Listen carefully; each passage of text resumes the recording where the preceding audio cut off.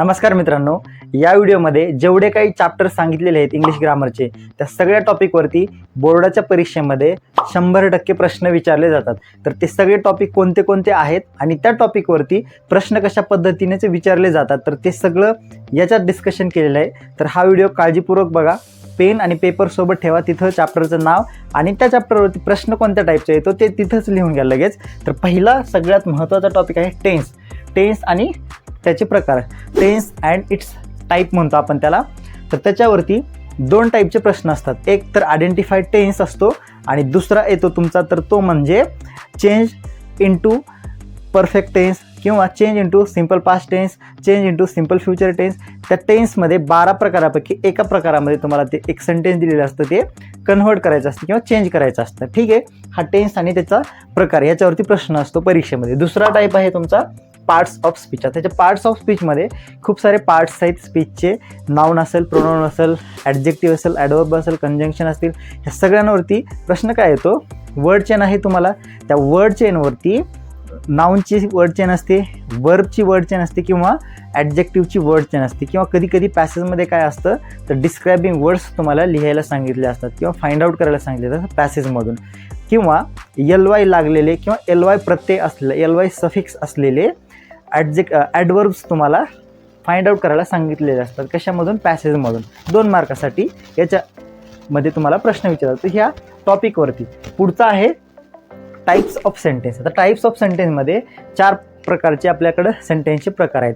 Function बेसवरची वेगळे आहेत आणि स्ट्रक्चरल बेसवरचे वेगळे आहेत. तिथं फंक्शन बेसवरती आपल्याला लक्षात ठेवावं लागतं. फंक्शन बेसवरती म्हणजे कोणते कोणते तर तुमचं डिक्लेरेटिव्ह सेंटेन्स आहे, इम्पेरेटिव्ह सेंटेन्स आहे, किंवा इंटरोगेटिव्ह सेंटेन्स आहे, एक्सक्लेमेटिव्ह सेंटेन्स आहे, याच्यावरती प्रश्न येतो. आणि त्याच्यामध्ये काय असतो फॉर्मेशन ऑफ सेंटेन्स. म्हणजे एखादं सेंटेन्स दिलेलं असतं तुम्हाला डिक्लेरेटिव्ह सेंटेन्स, मग त्या सेंटेन्सचं तुम्हाला WH सेंटेन्स तयार करायचं म्हणजे इंटरोगेटिव्ह सेंटेन्स तयार करायचं असतं. किंवा एखादा सेंटेन्स दिलेलं आहे तर त्या सेंटेन्सचं तुम्हाला इम्पेरेटिव्ह सेंटेन्स म्हणजे आज्ञार्थी वाक्य तयार करायचं असतं. अशा टाईपचा परीक्षेमध्ये प्रश्न असतो. कोणता प्रकार आहे?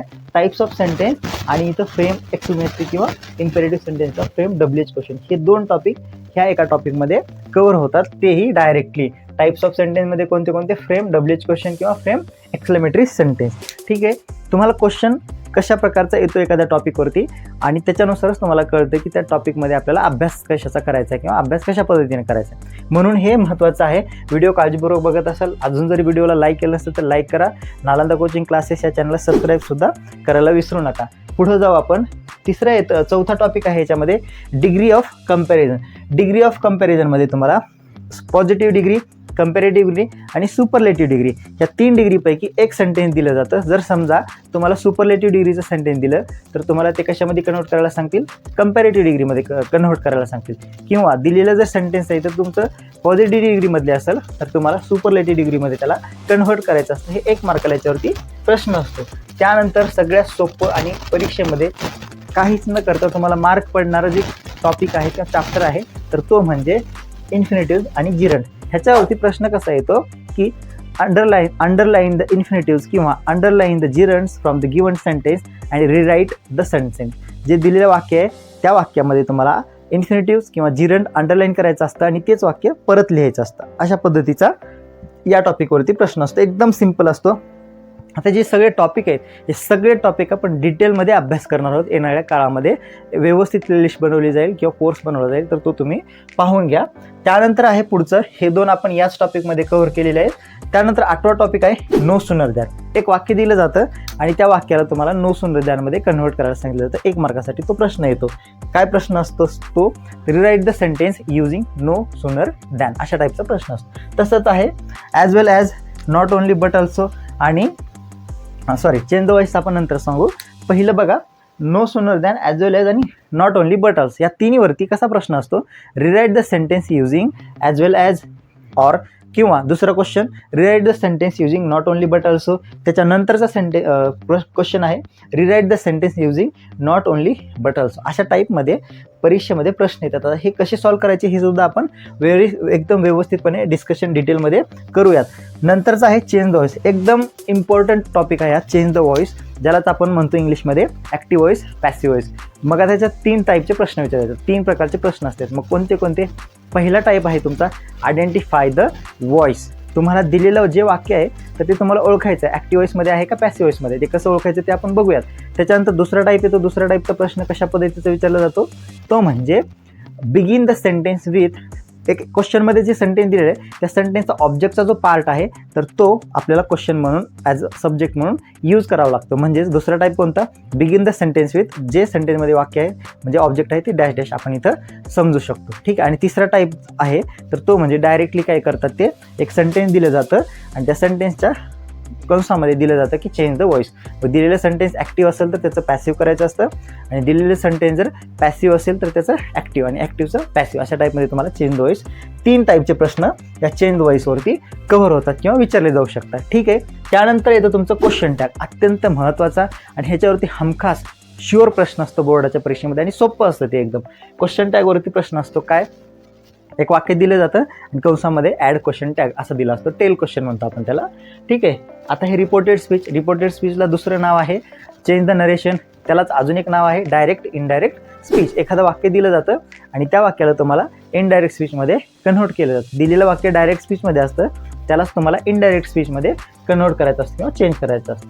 त्यानंतरचा पुढचा 14वा टॉपिक आहे क्लॉज आणि देअर टाईप्स. आता क्लॉज आणि त्याची टाईप्स आहेत, सबऑर्डिनेट क्लॉज असेल किंवा नाउन क्लॉज असेल, ॲडजेक्टिव्ह क्लॉज असेल किंवा ॲडवर्ब क्लॉज असतील, हे सगळे क्लॉज आणि त्याचे प्रकार आहेत.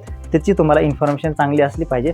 दिलेलं वाक्य असतं त्याच्यात तुम्हाला काय म्हणतं, क्वेश्चन काय असतो, अंडरलाईन सबऑर्डिनेट क्लॉज किंवा अंडरलाईन कोणता क्लॉज, नाउन क्लॉज असेल नाउन क्लॉज अंडरलाईन करायला सांगितलं जातं किंवा ॲडजेक्टिव्ह क्लॉज अंडरलाईन करायला सांगितलं जातं. हे सगळे आहे ते तुम्हाला क्वेश्चनमध्ये अशा टाईपचं विचारलं जातं. त्याच्यानंतर 15वा टॉपिक येतो as soon as. As soon ॲजवरती क्वेश्चन कसा असतो, तुम्हाला म्हणतात ते एक वाक्य दिलेलं असतं आणि म्हणतात की rewrite the sentence using as soon as. त्याच्या पुढं ते तसाच आहे एबल आणि अनेबल टू. जर क्वेश्चन एबलला आला तर काय होतं, rewrite the sentence using able to, आणि दुसरा एक त्याच्यावरच क्वेश्चन आला तर rewrite the sentence using unable to, अशा टाईपचा प्रश्न असतो. पुढं आहे फिगर ऑफ स्पीच. खूप सारे फिगर ऑफ स्पीचेस आहेत. फिगर ऑफ स्पीच त्याच्यामध्ये मेटाफर असेल, सेमिली असेल, अलिट्रेशन असेल, हायपरबोल असेल किंवा अपॉस्ट्रॉफी असतील, सिनेक्डक असेल किंवा आपण म्हणतो ओनोमोटोपिया असतील, हे सगळे फिगर ऑफ स्पीच परीक्षेला काय करतात ते विचारले जातात. आणि कशा पद्धतीने तर तुम्हाला एखादी एक पोएम येते परीक्षेला आणि त्या पोएममध्ये म्हणतात ते की find from the poem the example of alliteration figure of speech. एक अलिट्रेशन एक्झाम्पल काय करायचं पोएममधून तुम्हाला शोधायचं, 1 मार्कासाठी विचारलं जातं. आता पुढचं, आता हे 17 टॉपिक जे आहेत ते मेन आहेत, 16 टॉपिकपर्यंत आहेत ना, मेन कोर ग्रामरचे टॉपिक आहेत. त्याच्यानंतर तुमचं काय लँग्वेज स्टडी ॲड होतं आणि तुमचं ओकॅब्लरीज. आता ओकॅब्लरीमध्ये काय येतं तर सिमिलर वर्ड्स आहेत, अपोजिट वर्ड्स आहेत, हे तुम्हाला लेसनमधून प्रॉपर करावे लागतात. सिमिलर वर्ड्स असतील, अपोजिट वर्ड्स असतील. त्याच्यानंतर फ्रेजेस असतील, तुम्हाला वेगवेगळ्या प्रकारचे फ्रेज दिले असतील, त्या फ्रेजचा यूज करून तुम्हाला एक नवीन मिनिंगफुल सेंटेन्स तयार करायचा असतो. त्याच्यानंतर अजून सफिक्स आहे, प्रिफिक्स आहे, त्याच्यानंतर ट्रान्सलेशनचा पार्ट आहे, प्रोवर्ब्स येतात परीक्षेला तुम्हाला ट्रान्सलेट करायला, सेंटेन्स येतं परीक्षेमध्ये ट्रान्सलेट करायला. अशा टाईपचा आहे ना ग्रामरचा पूर्ण पोर्शन आहे जो की तुम्हाला तुमचा जो स्कोर आहे इंग्लिशचा तो स्कोर वाढवण्यासाठी काय करतं, हेल्प करतं. म्हणून तुम्हाला ह्या 14-15 टॉपिकचा प्रॉपर अभ्यास करायचा आहे. ह्या 15 टॉपिकच्या बाहेर एकही क्वेश्चन येत नाही, 15 टॉपिकच्या बाहेर. शुअर प्रश्न असतात. Question tag, change the voice not only but also as well as. त्याच्यानंतर इन्फिनिटीवरती शुअर क्वेश्चन असतो, टेन्सवरती शुअर क्वेश्चन असतो. त्यानंतर पार्ट्स ऑफ स्पीचमध्ये नाऊनची वर्ड चेन असेल, कुठली वर्बची वर्ड चेन असेल, ह्या सगळ्या टॉपिकवरती, सगळ्या चॅप्टर्सवरती 1-1, 2-2 मार्काची काय येतात परीक्षेला प्रश्न येतात. आणि हे व्हेरी व्हेरी इम्पॉर्टंट टॉपिक्स आहेत. आजच टॉपिक व्यवस्थित करून ठेवा, म्हणजे फेब्रुवारी 2027ला ज्यावेळेस तुम्ही परीक्षा द्यायला जाता त्यावेळेस तुम्हाला हे सगळे टॉपिक्स त्यावेळेस इझी जातील. कशासाठी, रिवाईज करण्यासाठी आणि परीक्षेमध्ये तुम्ही जास्त आणि चांगला स्कोर करू शकाल. ठीक आहे. याच्यासाठी हा व्हिडिओ होता. व्हिडिओ आवडला असेल तर लाईक करा, नालंदा कोचिंग क्लासेस या चॅनलला सबस्क्राईब करा आणि हा व्हिडिओ तुमच्या मित्रांना शेअर करा, जेणेकरून त्यालाही अशाच चांगल्या माहितीपूर्ण किंवा अभ्यासपूर्ण व्हिडिओची माहिती भेटेल. अभ्यास करायला त्यांना काय होईल, या व्हिडिओची हेल्प होईल. आपण डिटेलमध्ये ग्रामरचा कोर्स पूर्ण करू, मॅथमॅटिक्स पूर्ण करू, सायन्स पूर्ण करू, हिस्ट्री पूर्ण करू, जॉग्रफी पूर्ण करू, मराठी ग्रामर आणि हिंदी ग्रामरसुद्धा आपण पूर्ण करू. हा जो आहे ना, हा म्हणजे हे जे चॅनल आहे नालंदा कोचिंग क्लासेस, हे तुमचं जे ऑफलाईन ट्युशन असतं, जसं की सायन्स मॅथ इंग्लिश शिकवतं, तिथं आपण या चॅनलवरती सगळेच टॉपिक्स किंवा सगळे जे सब्जेक्ट आहेत ते व्यवस्थितपणे परीक्षेच्या दृष्टिकोनातून शिकवत आहोत किंवा शिकवणार आहोत. छोट्या छोट्या व्हिडिओमध्ये मोठी मोठी माहिती तुम्हाला भेटत जाईल. त्यामुळे चॅनल फॉलो करा, सबस्क्राईब करा आणि शेअर करा. धन्यवाद. भेटू पुन्हा एका नवीन व्हिडिओमध्ये.